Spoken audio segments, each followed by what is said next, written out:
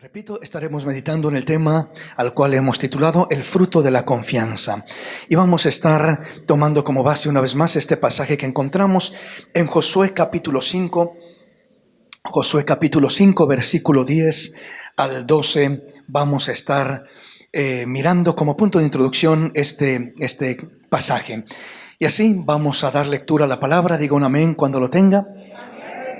Gloria a Dios. Leemos lo que dice la palabra en el nombre de Cristo Jesús. Josué capítulo 5, versículo 10 al 12. Y los hijos de Israel acamparon en Gilgal y celebraron la Pascua a los 14 días del mes por la tarde en los llanos de Jericó.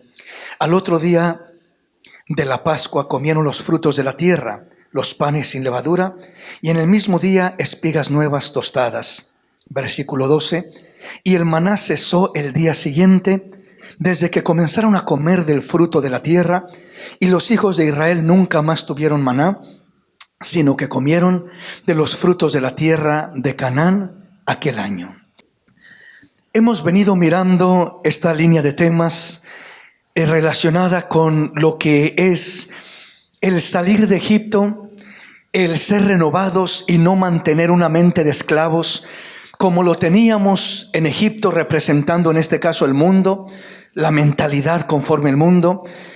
Ahora igualmente hablamos de lo que es la estancia reflejada de primeramente el pueblo de Israel y ahora reflejándose en la iglesia. Primeramente Egipto, simbolizando al mundo. Segundamente el desierto, representando la vida de luchas, de pruebas, donde somos probados en ese proceso. Y el propósito de Dios de introducirnos a la tierra prometida. En este pasaje miramos que precisamente en la transición para pasar del desierto a la tierra prometida, algo sucedió con el pueblo de Israel. Y lo primero que miramos en este capítulo 5, versículo 12 de Josué, nos dice que el maná cesó el día siguiente, desde que comenzaron a comer del fruto de la tierra.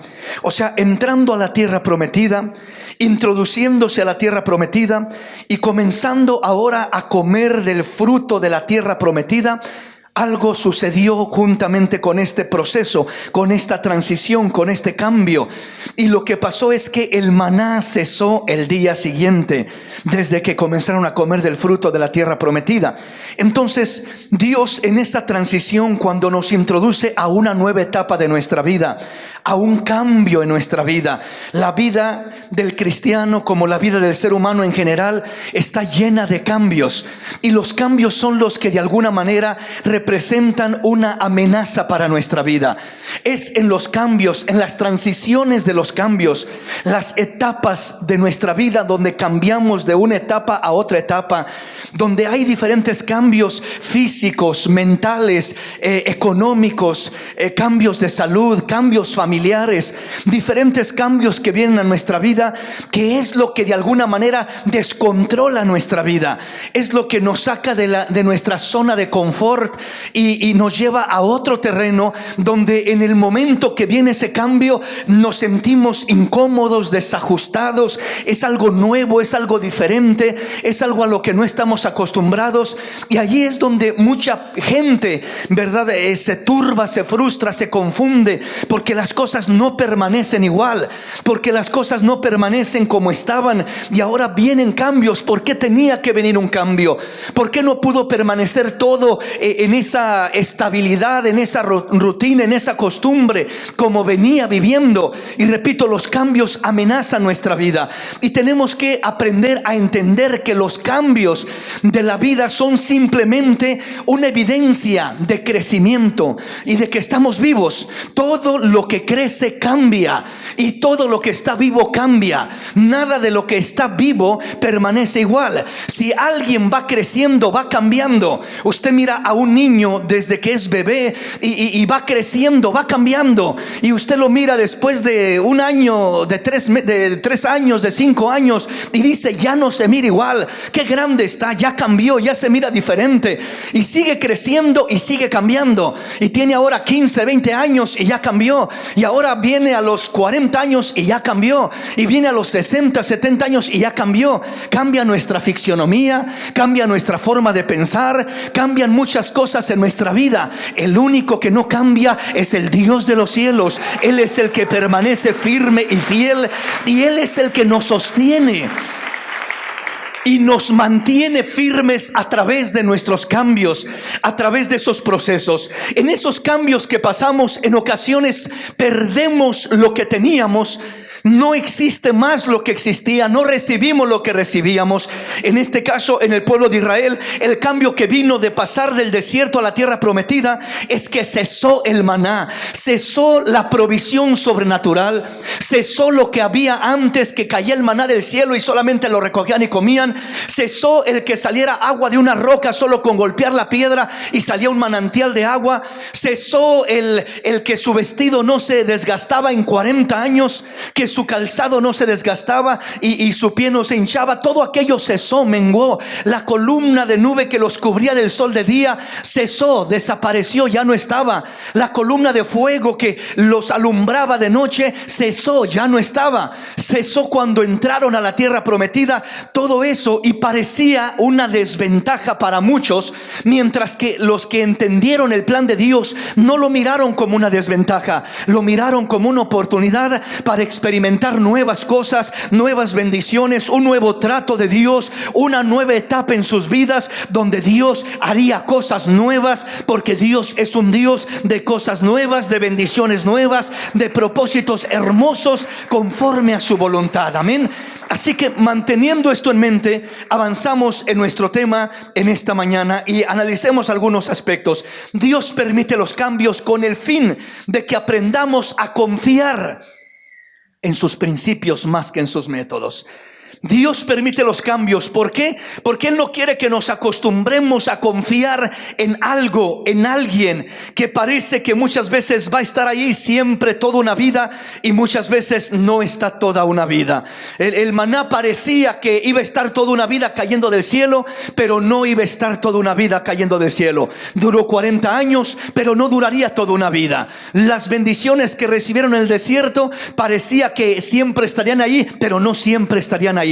¿Y por qué Dios cortaría esas bendiciones? Para darle al pueblo nuevas bendiciones, para que no dependiera, para que no confiara simplemente en ciertas bendiciones, en ciertos métodos que Dios usaría para bendecir sus vidas, sino para que aprendieran a confiar no en lo que Dios les daba, sino en el Dios que les daba aquello que tenían. Aleluya. No simplemente en la bendición, sino en la fuente de la bendición. Es a donde Dios los quería llevar a confiar. En esto miramos la diferencia entre lo que son los principios de Dios, que es lo eterno de Dios que nunca cambia, y los métodos de Dios que son temporales y que siempre están expuestos a cambio.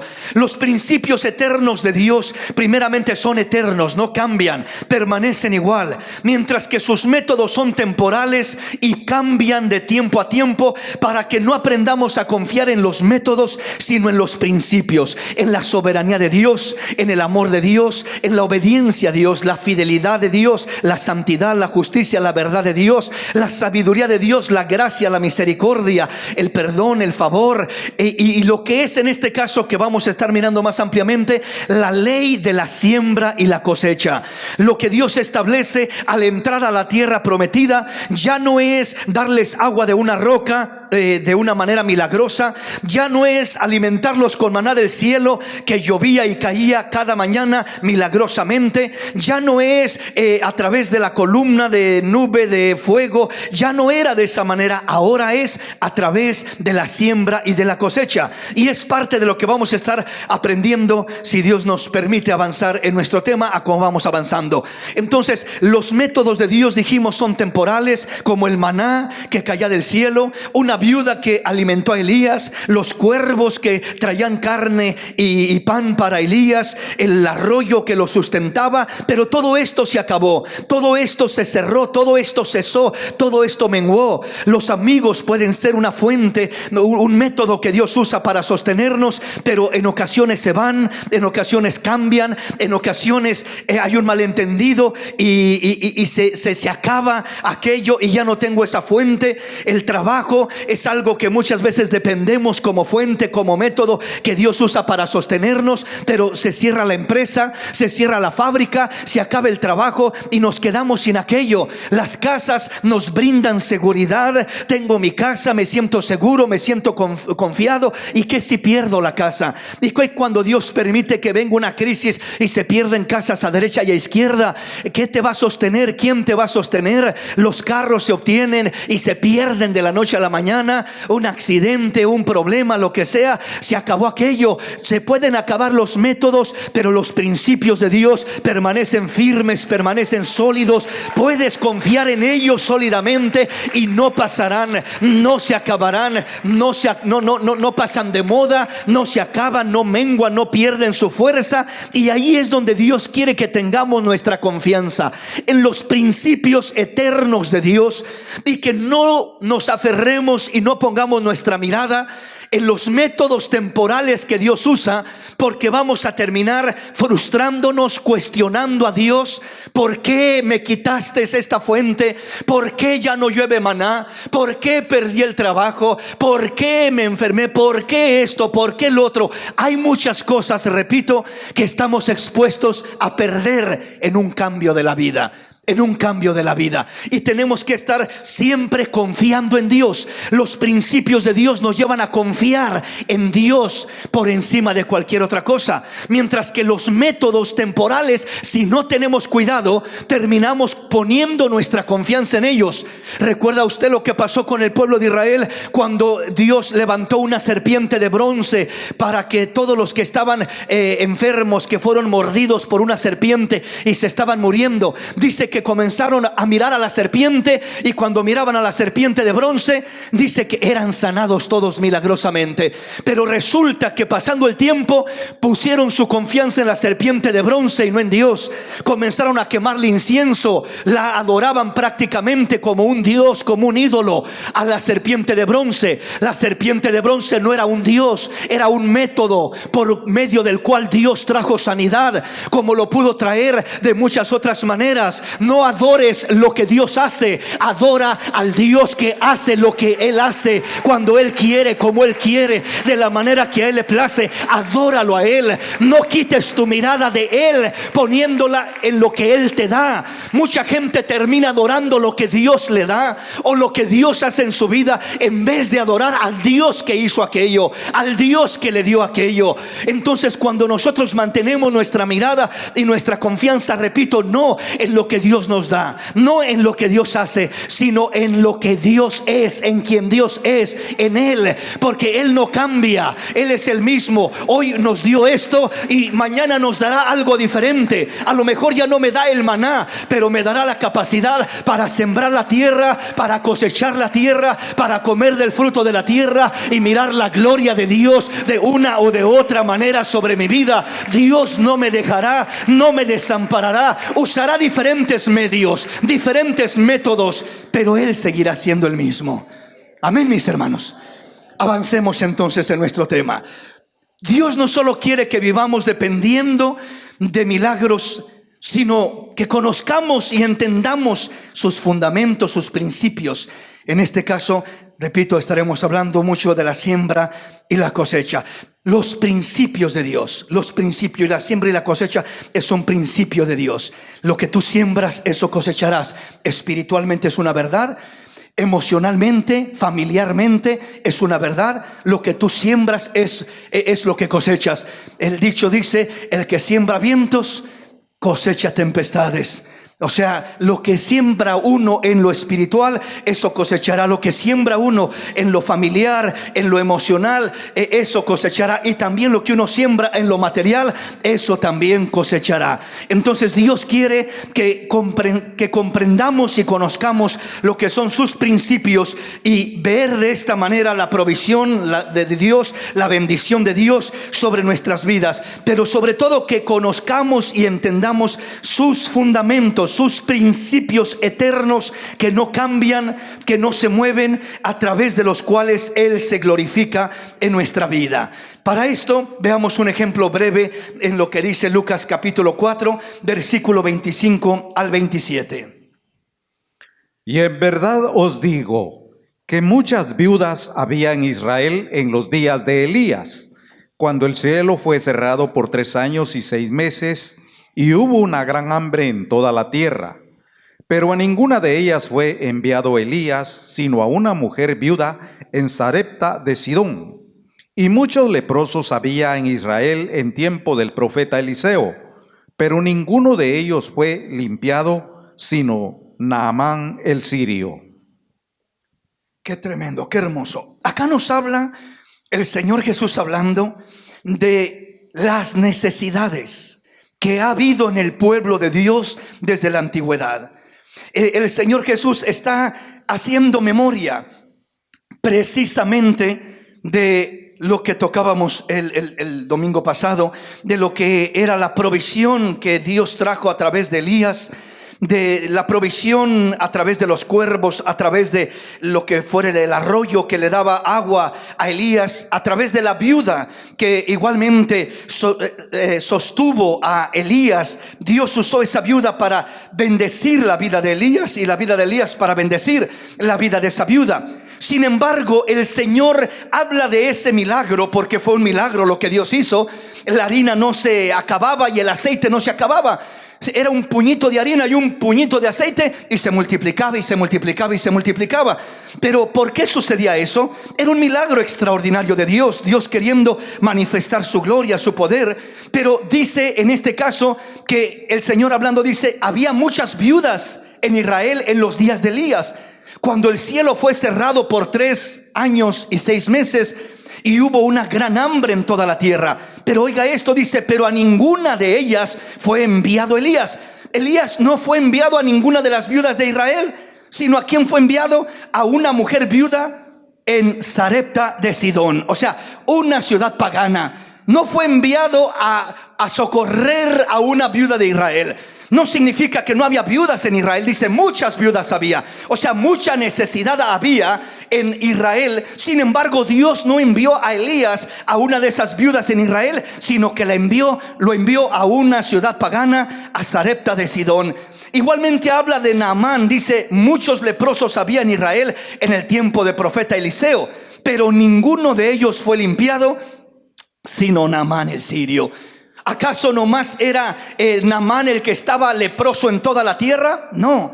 ¿Acaso en Israel no había ningún leproso? Dice muchos leprosos había. ¿Y por qué Dios no envió a Eliseo a sanar a todos los leprosos que había en Israel? Sino que va y sana a un sirio, un general del ejército sirio, que por así decirlo eran sus enemigos. Era el general del ejército. Muriéndose Naamán era una ventaja humanamente para el pueblo de Israel. Sin embargo, Dios levanta a Eliseo y Dios lo usa para sanar a Naamán el sirio. Entonces, ¿qué está queriendo decir el Señor a través de esto? El Señor está diciendo: conozcan mi soberanía. Mi soberanía es que yo hago lo que quiero, cuando quiero, donde quiero. Yo soy el que está en control y voy a hacer las cosas conforme a mí me place hacerlas. No es algo que puedan seguir un patrón y decir un ejemplo, ¿verdad? El Señor usó a lo que es Eliseo para sanar al sirio Naamán y le dijo: métete 7 veces en el Jordán y vas a ser limpio. Y Naamán dijo: ¿y qué tiene de especial el Jordán? ¿Que acaso no hay mejores ríos allá en Siria en los que me puedo meter? ¿Por qué me he de meter en este río sucio, por así decirlo? Sin embargo, no era el poder del agua del río Jordán o aguas milagrosas. No era para que pusieran su confianza en el río. Es que era la obediencia a lo que Dios decía. Cuando Él decía, como Él decía, Él quería usar ese medio. A Dios le placía usar ese medio. Naamán trató de razonar. Naamán trató de entender y de comparar y de decir humanamente: pero ¿y por qué me voy a meter ahí? ¿Qué de especial tiene ese río? Si lo comparo con este otro río que está en Siria, está mucho mejor el que está en Siria. ¿Y por qué voy a entonces a creer que este río es mejor y que este río me va a sanar? No entendía la soberanía de Dios. No entendía que Dios hace lo que Él quiere hacer, como Él quiere hacerlo. A un ciego el Señor Jesús, ¿verdad?, simplemente escupió en tierra, hizo barro y le untó lodo en sus ojos y le dice: ve y lávate. Él le plació sanar sanarlo de esa manera. A otros los tocaba y eran sanados. A otros les hablaba la palabra y por la palabra eran sanados. Él hacía las cosas de diferente manera porque Él es soberano, Él es Dios y quiere que no nos enamoremos de un método, sino del Dios de los cielos, que hace lo que quiere, como quiere, cuando quiere, si tan solo aprendemos a confiar en Él. ¿Verdad? Si las aguas del Jordán fueran milagrosas para sanar leprosos, era de llevar a todos los leprosos de Israel y meterlos y zambullirlos 7 veces en el Jordán y que todos salieran limpios de la lepra. Sin embargo, si lo hayan hecho, nadie hubiera salido limpio de la lepra, porque no era hacer lo que ellos querían, como querían, cuando querían, o seguir un patrón repetitivo, simplemente porque así lo hizo aquel y Dios lo sanó, pues entonces yo voy a hacer lo mismo porque así lo hizo con aquel y así lo va a hacer conmigo. Hermano, lo que Dios hizo con aquel es un trato personal con aquel y no significa que te va a dar el mismo resultado a ti hacer lo que hizo aquel. Estoy hablando cuando nos enfocamos en seguir los métodos. O sea, el método, aquel hizo esto de esta manera, aquel fue y se metió 7 veces al Jordán, voy a hacer lo mismo, a ver si a mí me sucede lo mismo. Elías fue enviado a una viuda, voy a ir a una viuda a ver si se multiplica de vuelta el aceite y la harina. No necesariamente que sucede siguiendo un patrón repetitivo de esa manera, sino es el entender los principios de Dios. Puedes imitar a los hermanos en sus principios, es decir, el principio de la fe, el principio del amor, el principio de la obediencia. Esos principios, si tú los sigues, los aprendes aún de alguien más, siempre te darán el mismo resultado que le dieron al otro hermano, porque los principios de Dios son eternos, te llevan a poner la confianza en el Dios de los cielos. Eso lo puedes imitar. Imita los principios, pero no imites los métodos. ¿Sí me explico? Hay personas, por ejemplo, que hablan en lenguas y Dios los toca y los bendice de una manera maravillosa. Y hay personas de repente que piensan que imitando las lenguas van a ser bendecidos de igual manera.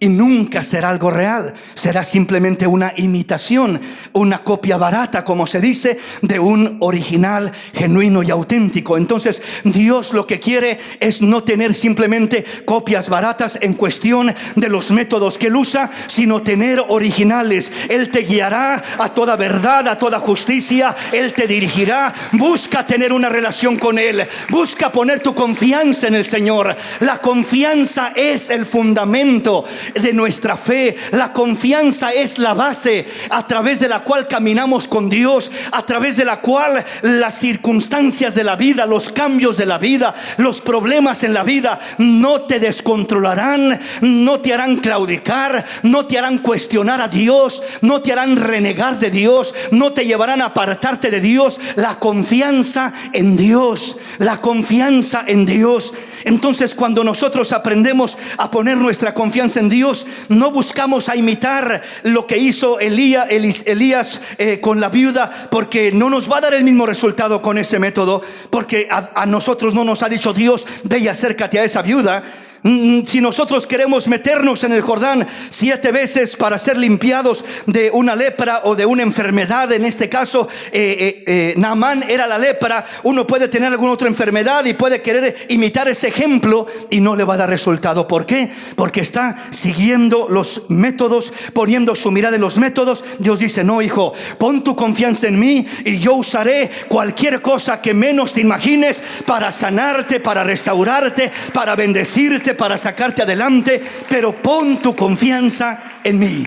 Entonces, los principios de Dios nos llevan a poner nuestra confianza en Dios, mientras que los métodos que Dios usa simplemente son métodos, medios temporales que cambian y que no debemos de mantener nuestra confianza repetitivamente como si fueran un amuleto. Se ve cómo el mundo usa los amuletos, ¿verdad? Cuélgate este amuleto y te va a traer buena suerte. haz esto y esto y te va a traer buena suerte. O sea, comienzan a usar amuletos, comienzan a poner su confianza en objetos, comienzan a poner su confianza en prácticas, en rituales que hacen. Haz este ritual, hazte esta limpia, hazte esto aquí, hazte esto allá, y vas a ser bendecido y te va a venir la buena suerte y te va a ir bien, y etcétera, etcétera. Mentiras del diablo. Es un engaño, es una manipulación. Pon tu confianza en el Dios de los cielos y deja que Él trabaje en tu vida a su manera. Deja que Él haga lo que a Él le place hacer, lo que Él quiera hacer. Deja que Él trabaje a su manera sobre tu vida. Avanzamos en la palabra. La transición del desierto a la tierra prometida es un cambio, es una nueva etapa. Y todo cambio trae consigo retos. En esos retos que trae, en esos cambios que trae, en esas nuevas etapas de la vida, o nos adaptamos o nos morimos.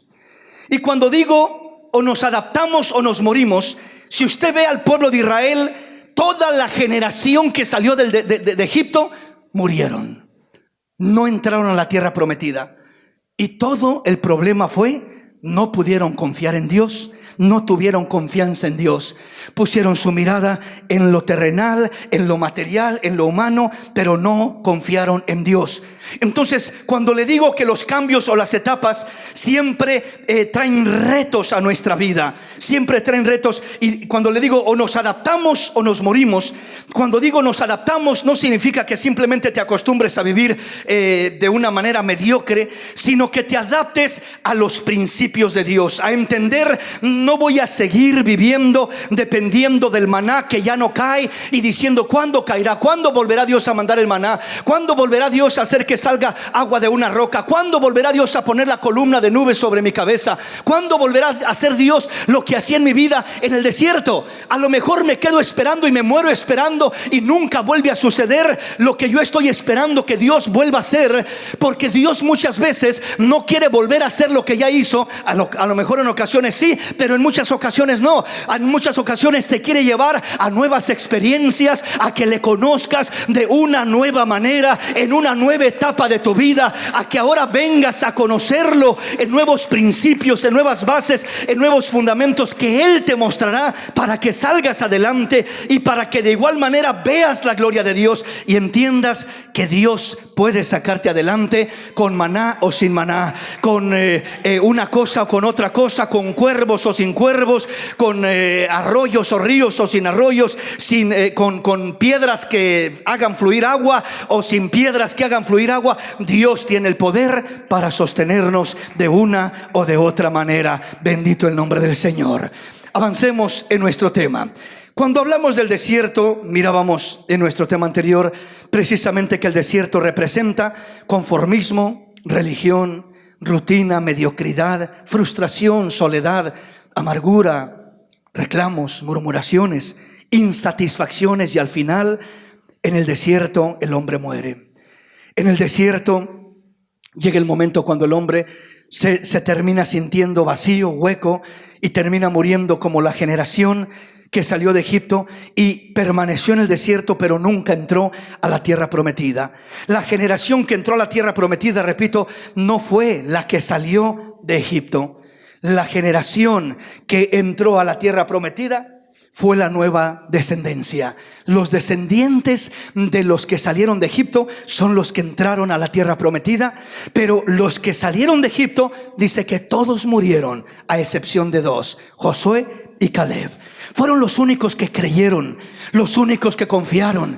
Cuando todos decían: allá hay gigantes, nos van a acabar, nosotros nos vemos como saltamontes a sus pies, no vamos a poder contra ellos. Josué y Caleb decían: el brazo de ellos se ha debilitado y con nosotros está el Señor Todopoderoso, nos los comeremos como pan para el desayuno. ¿Qué nos duran estos hombres? Dios está con nosotros. No veamos la estatura de los gigantes, veamos la grandeza de nuestro Dios, decía Josué y Caleb. Eso es lo que hace la confianza en Dios, lo que produce la confianza en Dios. No mira la grandeza de tu problema, no mira la grandeza de tu enfermedad, no mira la grandeza de tu necesidad, mira la grandeza de tu Dios. Y tu necesidad se mira pequeña a los ojos de Dios en comparación con tu Dios. Tu necesidad, tu problema, tu enfermedad se mira pequeña cuando la comparas con la grandeza de tu Dios. Entonces la confianza en nuestro Dios es la que nos lleva a esa victoria, a ese triunfo. Veamos un punto más. El trabajo de Egipto y la rutina del desierto, aunque Dios proveía para ellos, pero todo esto terminó cansando al pueblo de Israel. Terminó fatigándolo, porque ellos simplemente se sentían sin una vida realizada en ese desierto. No hay plenitud, no se encuentra esa verdadera plenitud allí, sino el plan de Dios es llevarnos a la tierra prometida. Y en este caso, el confiar en la gracia de Dios es semejante a entrar a la tierra prometida. Allí es donde el hombre encuentra verdadero descanso. Descanso de sus aflicciones, de su dolor, de su tristeza, de sus preocupaciones, de todo lo que pasa. Es en la gracia de Dios. Cuando confiamos en la gracia de Dios, esa es la semejanza, la similitud para nosotros del pueblo de Israel entrar a la tierra prometida. Y nosotros confiar en la gracia de Dios es la misma base, es confiar en los principios de Dios y no simplemente en los métodos de Dios, no en lo que Dios puede usar en un momento o en otro para bendecirnos, o en a quien Dios puede usar, una persona, un medio, un trabajo, alguna fuente temporal, sino siempre confiar en la gracia, en la soberanía, en el amor del Dios de los cielos, y de esa manera entender que Él es fiel y que a través de su gracia Él nos sostendrá. Entraremos a la tierra prometida, encontraremos esa tierra que fluye leche y miel, que es semejante a la vida abundante que Cristo nos ofrece. Y ahí es donde encontramos un verdadero descanso del trabajo de Egipto o de lo que es la rutina del desierto, porque no solamente el trabajo de Egipto cansa, también la rutina cansa. El trabajo de Egipto representa los problemas, la opresión y todo aquello negativo que llega a nuestra vida. Pero la rutina de Egipto representa las vidas vacías, llenas de costumbre, llenas de métodos, llenas de religiosidad, llenas de simplemente lo superficial, pero sin tener algo real, algo que sacia, algo que satisface. No es suficiente vivir en una rutina, decir, bueno, pues estoy bien, aparentemente tengo lo necesario y voy en el desierto dando vueltas, un círculo vicioso, una rutina. Eso cansa, hermano. La rutina a toda gente cansa. La rutina, el conformismo, la mediocridad, a todos nos cansa. Eventualmente necesitamos algo que nos dé vida. La gracia de Dios, la tierra prometida, la bendición de Dios, la presencia de Dios, los principios de Dios son los que nos dan vida, los que producen un fruto maravilloso en nuestra vida. Los principios de Dios. Amén. Veamos entonces, vamos a la palabra. Mateo capítulo 11, versículo 28 al 30. Y vamos a ir avanzando en nuestro tema. Venid a mí todos los que estáis trabajados y cargados, y yo os haré descansar. Llevad mi yugo sobre vosotros y aprended de mí, que soy manso y humilde de corazón, y hallaréis descanso para vuestras almas, porque mi yugo es fácil y ligera mi carga. Este es un pasaje que hemos conocido, oído, que se nos ha hablado por muchas veces y muchas ocasiones, y es un pasaje hermosísimo. Venid a mí todos los que estáis trabajados y cargados. El que está trabajado es el que trae cargas de Egipto, mentalidad de Egipto, opresiones, conceptos, ideas, y viene con su vida en veces fracasando, golpeado, herido, lastimado, porque viene de una esclavitud, viene de una vida donde fue maltratado, abusado, golpeado, y dice: hermano, es que usted no sabe lo que yo he pasado, es que usted no sabe lo que yo he vivido, es que usted no sabe de dónde vengo yo. Y siguen viviendo bajo el efecto de Egipto, cargados, cansados. Están en el camino del Señor, vienen a una iglesia, pero no han soltado las cargas, no han soltado aquel pasado, aquel dolor, aquellas heridas. Siguen todavía afectados bajo el pasado, siguen todavía con la mente del esclavo de Egipto, y siempre quieren justificar su mala conducta, sus malas decisiones, sus arranques, sus impulsos, sus enojos, sus corajes, sus resentimientos. Los quieren justificar por lo que vivieron en el pasado. Es que, hermano, si usted supiera lo que yo viví en el pasado, me entendería por qué soy como soy, comprendería por qué tengo este carácter, comprendería por qué tengo estos impulsos. ¿Qué estás diciendo con eso, mi hermanito? Estás diciendo: sigo en la esclavitud de Egipto, sigo con la mentalidad de un esclavo, sigo viviendo como si estuviera en Egipto, aunque ya no estoy en Egipto. Permito que siga rigiendo, gobernando mi vida, lo que es el dolor de Egipto.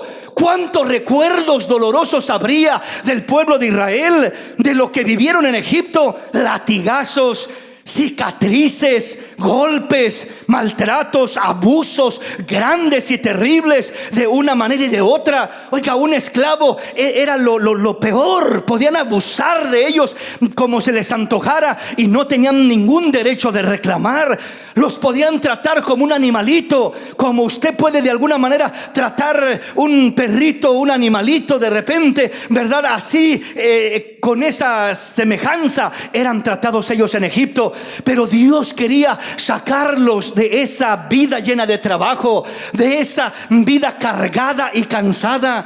Pero ellos aún seguían con lo mismo, y aún estando en el desierto, ahora era otra la opresión. Ya no era la opresión de que estaban trabajados y cargados, sino que ahora era la opresión de la rutina, de la costumbre, que también cansa, que también enfada y fastidia. Y el Señor dice: venid a mí todos los que estáis trabajados y cargados, y yo os haré descansar. En Él encontramos verdadero descanso, verdadero reposo, verdadera vida, solamente al venir a Cristo Jesús. Aleluya. Pero veamos esto un poquito más ampliamente. ¿Qué significan estas palabras? Venid a mí todos los que estáis trabajados y cargados.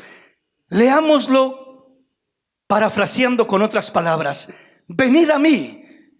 Esto es semejante, es como si leyésemos: confiad en mí.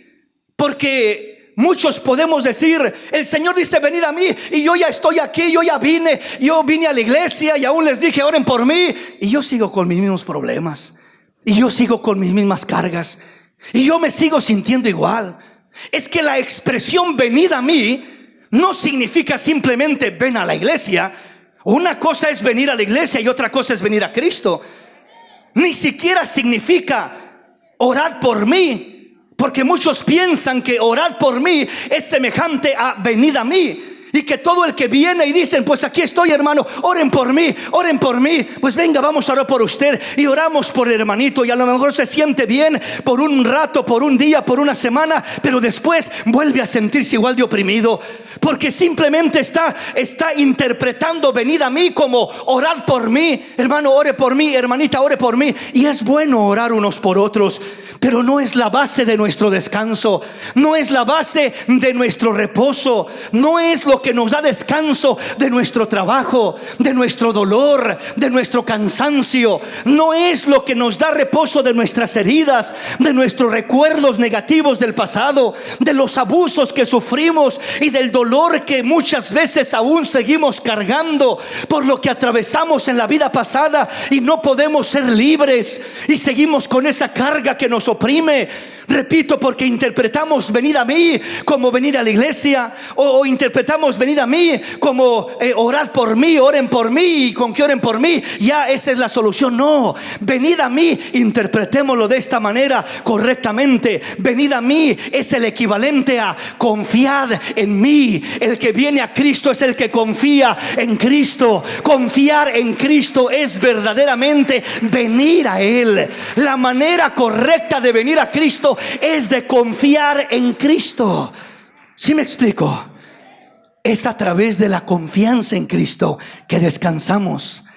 Es a través de la confianza en Cristo que reposamos, que superamos el dolor, que dejamos atrás a Egipto, que vencemos y superamos las heridas del pasado, las malas experiencias de la vida, los abusos y los maltratos. Los superamos cuando venimos a Él, cuando confiamos en Él, cuando le decimos: Señor, aquí está mi vida, confío en ti, Señor, que tú harás algo especial en mi vida, que tú me levantarás, que tú me darás reposo, que tú sanarás mi alma. Señor, ayúdame, confiaré en ti, Señor. La confianza en Dios es lo que trae el fruto del verdadero descanso para nuestra alma. La confianza en Dios, porque lo que turba nuestra alma es la preocupación, es la ansiedad, es el dolor del pasado. Lo que turba nuestra alma son los abusos, son las malas experiencias. Lo que turba nuestra alma es la sed de venganza, es el coraje, es el rencor, es el resentimiento. Eso pesa tanto, mis hermanos, que cuando una persona va cargando eso, va como ya ajorobado, va todo torcido, agachado, porque no puede con esa carga. Esas cargas del alma, esas cargas emocionales, esas cargas de los recuerdos del pasado. Repito, esas cargas de los malos sentimientos, resentimientos, esa carga de la amargura que ha cargado nuestra alma y la ha hecho sentir oprimida y vacía. Y no importa que estemos en una iglesia, si no aprendemos a confiar en el Señor, no hallaremos ese verdadero descanso. El verdadero descanso viene como resultado de confiar en Dios. Cuando confías en Dios, ya no hay la carga de la preocupación. Cuando confías en Dios, ya no hay la carga de la angustia, porque confías en Él y sabes que aunque tengas problemas, Dios obrará, Dios se moverá, Dios te sacará, Dios se glorificará en medio de tu problema, en medio de tu necesidad. Él hará algo. ¿De qué manera? Como Él quiera, como Él elija, como Él decida. Venid a mí significa confiad en mí, todos los que estáis trabajados y cargados.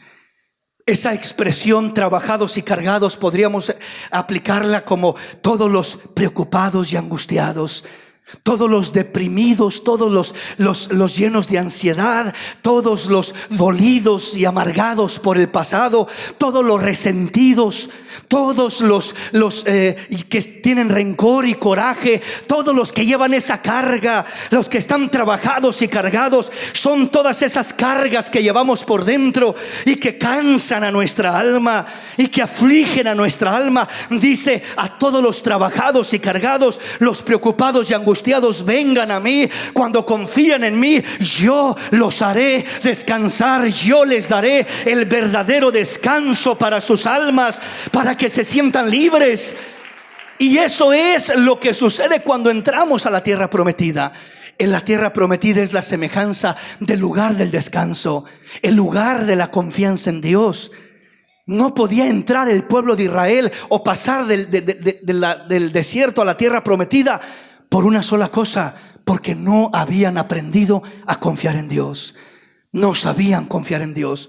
Todas las necesidades que pasaron en el desierto era solamente con el fin de enseñarlos a confiar en Dios. Era una escuela, el desierto fue una escuela para Israel. Dios queriendo enseñarles, preparándolos, adiestrándolos a través de las pruebas, a través de las necesidades, a través de la adversidad, a confiar en Dios. Todas tus luchas, todas tus pruebas, todas tus necesidades, todos tus problemas que Dios permite sobre tu vida tienen un solo propósito de parte de Dios: enseñarte a confiar en Dios, en adiestrarte a confiar en Dios, llevarte a que tu confianza en Dios crezca. Aleluya. Y cuando tu confianza en Dios crece, estás preparado para entrar a la tierra prometida. Y ya no dependes de si Dios hace llover maná, o si Dios saca agua de una roca, o si Dios pone una columna sobre tu cabeza. Ya no depende de esas cosas. Dependes del Dios de los cielos. En Él está tu confianza, en Él está tu seguridad, y de Él depende tu alma y tu corazón. Entonces todo el propósito de pruebas y luchas en el desierto al entrar a la tierra prometida era siempre y simplemente eso: prepararlos, enseñarlos a confiar en Dios para entrar a la tierra prometida. Entonces ahí encuentra descanso nuestra alma. Mientras no confiamos en Dios, tu alma estará cargada, trabajada, angustiada, resentida, dolida, enferma, preocupada y con tantas cosas. Y eso cansará tu vida, oprimirá tu vida. Y cuando una vida está trabajada y cargada, cuando está cansada, cuando hay toda aquella carga, siempre se reflejará hacia los demás. Explosiones, caracteres, agresividad, resentimientos, amarguras, reclamos, reproches. Siempre se manifestará, siempre brotará. No podrás contener aquello dentro de tu corazón. Y cuando brota aquello, hay destrucción en tu vida. Destruyes a tu familia, se destruyen hogares, se destruyen amistades. Hay pérdidas grandes en la vida del hombre cuando no aprende a confiar en el Dios de los cielos. Avancemos en nuestro tema. No solamente dice: venid a mí todos los que estáis trabajados y cargados, y yo os haré descansar, sino que enseguida dice: llevad mi yugo sobre vosotros. ¿Qué significa esta declaración? Llevad mi yugo sobre vosotros. El llevar el yugo del Señor sobre nosotros. Llevad mi yugo sobre, encima de. El yugo se llevaba cuando el yugo caía sobre un animalito, sobre un buey, para poder uncirlo a la yunta y arar la tierra. Cuando el yugo caía sobre ese animalito, el yugo caía sobre él para tomar control de él, para controlarlo. Ya no era el animalito. Cuando ese yugo caía sobre de él, ya no podía correr para acá, jalarse para allá, adelantarse, atrasarse, porque estaba uncido en un yugo, controlado, estaba bajo el control de aquel yugo. Y en este caso el Señor dice que no te controle el mundo. No te unas en el yugo con el mundo, con la ansiedad, con la depresión. Únete en el yugo de mi palabra, de mi espíritu, de mi gracia. Únete conmigo, úncete conmigo. Deja que yo te controle, deja que yo te gobierne, deja que yo trabaje sobre tu vida y haga cosas hermosas en tu vida. Entonces, llevad mi yugo sobre, es llevad el yugo del Señor, permitiéndole control sobre nuestra vida. Dame el control de tu vida, está diciendo Dios. Llevad mi yugo sobre vosotros, dame el control de tu vida. ¿Cómo le damos el control de Dios, el control de nuestra vida? Aplica su palabra sobre tu vida. Aplica su palabra sobre tu vida. Cuando aprendes a aplicar su palabra sobre tu vida, pones tu confianza no simplemente en métodos, sino en los principios de Dios. Y el primer principio de Dios es la palabra de Dios. Cielo y tierra pasará, pero mi palabra no pasará. El mundo y sus deseos pasa, pero el que hace la voluntad de Dios permanece para siempre. La palabra de Dios, pon tu confianza en ella, aplícala sobre tu vida. No solamente conoce la palabra, no solamente aprende la palabra, aplica la palabra sobre tu vida, y ahí comenzarás a uncirte con el Señor en ese yugo. Comenzarás a caminar bajo el control del yugo de Dios, bajo el control del Espíritu de Dios, bajo el control de la palabra de Dios. Cuando comienzas a aplicar la palabra de Dios sobre tu vida, primero, confía en Dios. Venid a mí, confía en mí. Segundo, llevad mi yugo sobre vosotros. Dame el control de tu vida. Aplica su palabra sobre tu vida. Aplica la palabra de Dios. Repito, siempre que aplicamos la palabra de Dios sobre nuestra vida, es cuando nos unimos en ese yugo, es cuando nos uncimos con Cristo, es cuando le rendimos el control de nuestra vida. Cuando no aplicamos la palabra de Dios sobre nuestra vida, podremos oír la palabra y ser oidores olvidadizos. Podemos aprender la palabra y no practicar la palabra, y no aplicar la palabra, y no miramos cambio en nuestra vida, y no miramos descanso en nuestra vida, y no miramos nada en nuestra vida. ¿Por qué no aplicamos la palabra? Porque no confiamos en el Señor en su mayoría. ¿Por qué muchas veces me dicen algo y tengo que defenderme, y tengo que ponerme al tú por tú, y tengo que pelear contra aquella persona? Porque yo digo, no, es que si me dejo van a trapear conmigo, hermano.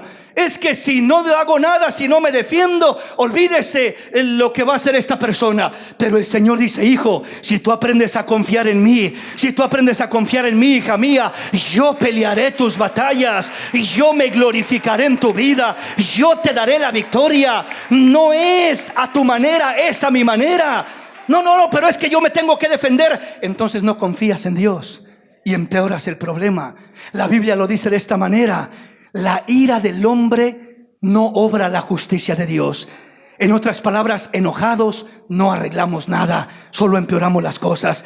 Entonces, cuando nosotros queremos arreglar las cosas a nuestra manera, ¿verdad? Y queremos nosotros ponernos al tú por tú, y no, es que yo no me voy a dejar, es que mira lo que este me hizo, es que mira lo que aquella me hizo, es que mira aquí y es que mira allá, y queremos ponernos al tú por tú, es que no estamos confiando en el Señor y nos metemos en problemas y engrandecemos el problema. Cuando comenzamos a confiar en el Señor es cuando aprendemos a decirle al Señor: voy a aplicar tu palabra, voy a esperar en ti, Señor, y tú harás. Voy a bendecir a quien me maldice, voy a orar por quien me persigue, voy a hacer bien a quien me hace mal, voy a practicar tu palabra, voy a aplicar tu palabra sobre mi vida.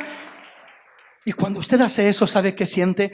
Una tremenda paz de Dios sobre su corazón, una tremenda y hermosa paz sobre su vida, tranquilidad. Pero cuando no lo hace, hermano, aunque ganaste el pleito, aunque ganaste la pelea, aunque le dijiste lo que le tenías que decir y pusiste aparentemente en su lugar a la otra persona, pero te sientes vacío, hueco.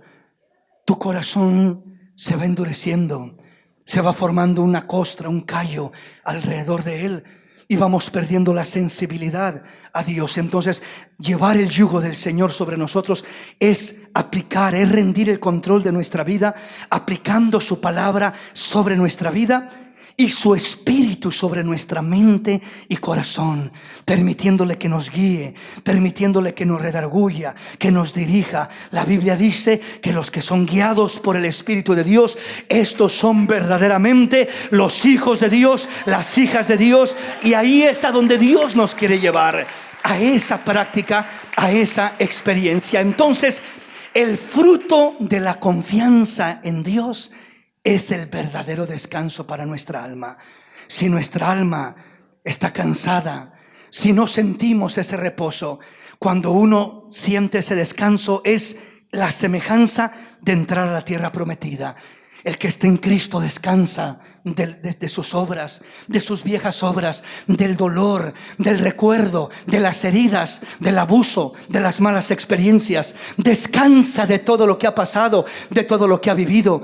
El que viene a Cristo y confía y entrega el control de su vida, que eso es lo que significa realmente entregar nuestra vida a Cristo.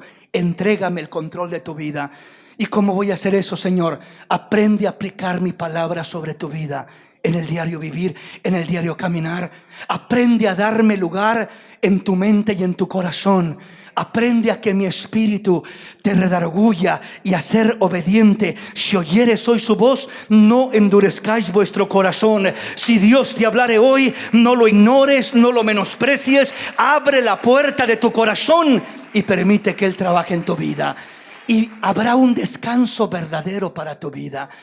Habrá un verdadero descanso. De otra manera, hermanos, estamos muchas veces aún aparentemente en el cristianismo, en una iglesia, alabamos a Dios, oímos la palabra de Dios, conocemos la palabra de Dios, pero no encontramos el descanso para nuestra alma.